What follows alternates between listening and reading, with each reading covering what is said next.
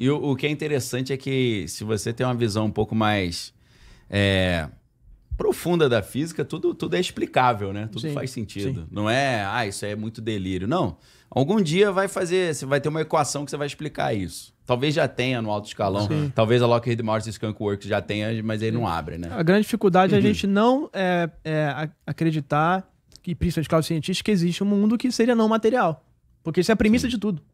Com certeza. Né? E aí depois tem uma consequência que é material. A gente começa a ver isso na física quântica com os fenômenos que acontecem, superposição e outros, entrelaçamento quântico, que são coisas muito... Inclusive, tem ganhador do prêmio Nobel, que é o Eugene Vigan. Ele é um cara que tinha a teoria, ele abandonou depois por conta de pressão dos colegas, mas ele tinha a teoria de que quando você olha aquela partícula, a sua consciência, como ela estava naquele momento, ela tem uma influência sobre aquilo. Você já li sobre isso também. Então, e depois ele abandona porque, claro, sofreu uma pressão e uma crítica terrível, né? Mas eu acredito que isso possa estar acontecendo. Daqui a pouco a gente começa, de fato, a ciência entrar nisso. A ligação entre a consciência, que é algo não material, com coisas materiais. Eu lembrei do William Schnoebelen, que ele tinha os espíritos guia dele lá, né? Que o cara era ocultista e tal. E aí, ele era maçom também já nessa época. Ele morava ali perto do Lago Michigan, né? E aí o espírito guia lá, o mestre ascendido, o mestre ascensionado, mandou ele ir pra beira do lago. E ele foi pra beira do lago, só que ali é frio pra caramba no inverno. Ele falou que tava muito frio, tarde da noite. E mandou ele ficar parado ali. Ele falou que ele viu uma luz e, de repente, ele foi abduzido. E ele tava numa nave, e nessa nave tinham pessoas, assim, que pareciam humanas normais e pessoas que pareciam não humanas. E os caras começaram a fazer com ele entelhamento maçônico. Perguntas e respostas da maçonaria. Os alienígenas manjam dessas paradas. E aí ficou nesse negócio, tipo para ver qual é o nível do cara. Aí ele vai fazendo as perguntas, vai até onde você sabe, até onde você foi iniciado. E aí depois ele acorda deitado na neve, muitas horas depois, e ele fica na dúvida se foi um sonho ou foi a realidade. Só que ele fala, cara, eu cheguei aqui meia-noite, eu acordei 3 da manhã. Se eu fiquei esse tempo inteiro aqui, era pra eu ter morrido de hipotermia, e eu estar embaixo da neve. Então aí fica aquela sempre você fica na dúvida, né? Se aconteceu ou não, se foi ou não, mas o mais curioso que ele diz é o alienígena fazer entelhamento maçônico com ele, né? E uma coisa que não faz sentido algum, né? Um cara super avançado de outro planeta vir pra falar de maçonaria com o cara. Você pega os caras os mais impressionantes, bem documentados, Vilas Boas, Bebedouro, LEC, de obdução no Brasil, inclusive com marcas físicas e evidências físicas, materiais, todos esses casos você vê uma coisa que não faz sentido, como, por exemplo, o cara entra na nave e tem uma corda, amarrou o braço dele com uma corda, um ser super avançado tecnologicamente, tem uma engrenagem, uma corrente arrastando na nave. Você chega lá, tem uma alavanca mecânica, um botão que é mais rústico que o nosso. Então, assim, fica parecendo que é uma inteligência artificial que o cara foi gerar, e aí ele gerou, não pensou em tudo na hora de escrever o texto, e ficou ali um cara com 6 dedos, sabe? É tipo isso que acontece. Então, assim, você começa a ver que tem coisas que...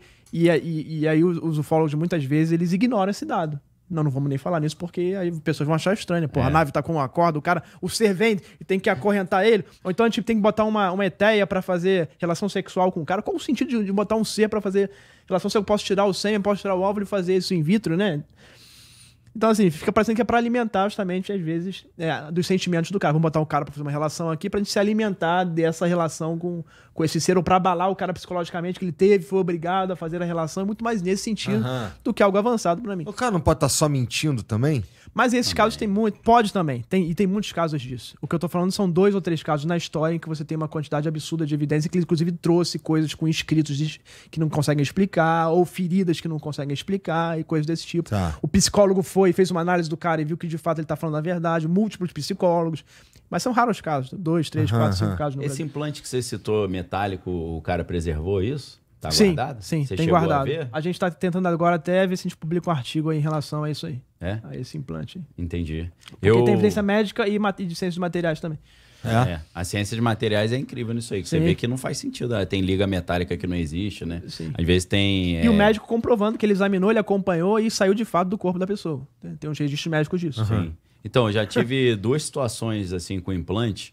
Primeiro foi uma vez que eu tava na igreja Bola de Neve aqui, você foi lá, né? Você imagina aquela igreja grande pra caramba. No meio eu tô pregando pra multidão lá, no meio da pregação eu vi um OVNI dentro da igreja. Aí eu falei, pô, meu irmão, pra que Deus tá me mostrando isso? Aí eu falei, não vou falar, deixa quieto. Aí eu falei, não, tem que falar. Aí eu, no meio da pregação, parei e falei, pessoal, vou ter que falar uma parada aqui. Eu tô vendo um OVNI dentro da igreja. O que significa isso? Não sei. Significa que alguém teve uma experiência com isso e eu quero que você me procure no final. Cara, aí eu fiquei ansioso para terminar o culto para eu ver quem era, né? Terminou o culto, tinha uma fila de 50 pessoas, eu fui falando um, não era ninguém. Aí vem um cara... Eu até tava tentando lembrar o nome dele, mas não ia falar, que é uma coisa íntima, né? Aí ele falou assim, poxa, cara, deixa eu falar um negócio. Eu sou sociólogo, tenho mestrado na Espanha, não acredito nessas paradas, mas essa noite eu sonhei que eu fui abduzido. Eles ficaram fazendo uma experiência na minha mão e eu acordei com a minha mão doendo pra caramba e surgiu essa bolinha aqui embaixo da minha pele. O que eu faço? Tava com uma manchinha vermelha e se apertava tinha uma bolinha. Falei, cara, o máximo que eu posso fazer aqui, eu não sou cirurgião, nem dermatologista, nem nada, é a gente orar repreendendo esse nome de Jesus, né? Aí fiz uma oração por ele lá, repreendi. Depois parece, eu não sei se ele tirou ou não, mas uma história estranha.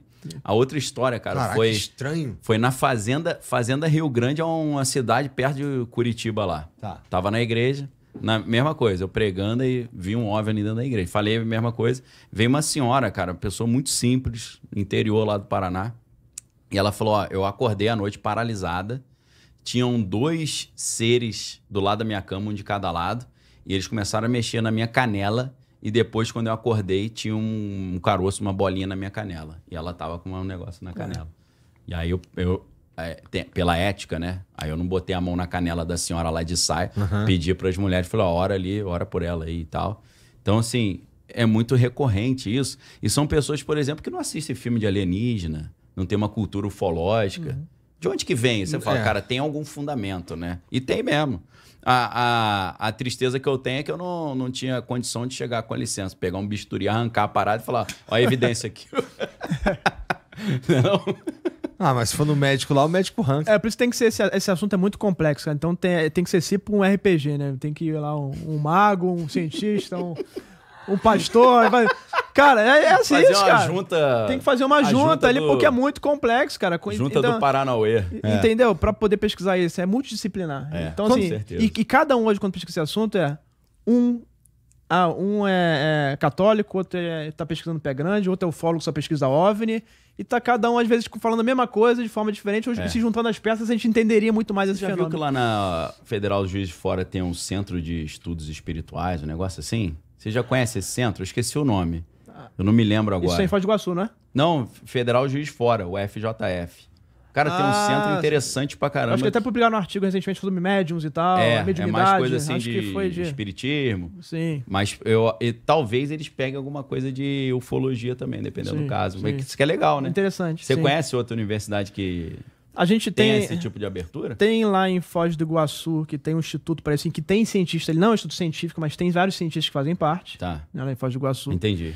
E que também é uma porta, é um pessoas canal sérias, que pesquisam experiências fora do corpo, né? Legal. Esse tipo de questão. Tem pessoal da USP, da Juiz de Fora, não sei se é o mesmo centro que você falou. Entendi. Mas de fora também tem, junto com a USP, pesquisadores pesquisando o cérebro de médiums e vendo que existem mutações e alterações ali nas pessoas que se dizem médiums. Lembrei o nome, é NUPES, Núcleo de Pesquisa da Espiritualidade. Isso. Legal pra caramba. Isso pra mim é a verdadeira ciência. Sim. Porque você chega pra aquele Avi Loeb lá, de Harvard, eu creio que ele é meio desinformante, né? Sim. Mas ele fala uma coisa interessante. Os caras falam, meu irmão, você não tem medo de prejudicar a sua reputação como pesquisador acadêmico, falar que alienígena existe? Ele fala, olha, se eu vejo evidências que são anômalas, que não fazem sentido, e eu ignoro essas evidências e não pesquiso profundamente, aí que eu não tô sendo cientista, pô.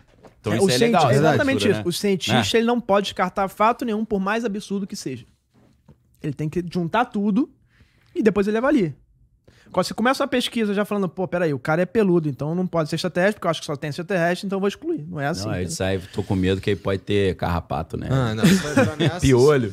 Se tu entrar nessa, então tu tá... enviesando o negócio. Total, enviesando o negócio. Ô, Rony, vou ter que ir lá, cara. Vai lá, Daniel, vai lá. Esse jantar é um jantar que eu tinha marcado, aí os caras cancelaram, eu reclamei, então eu não posso furar. Não, vai lá. A gente vai ter outra oportunidade aí. Vamos ter várias outras rodadas aí. Obrigado, cara. O que é? Várias outras rodadas ainda de debate. Não, a gente vamos precisar disso aí mesmo.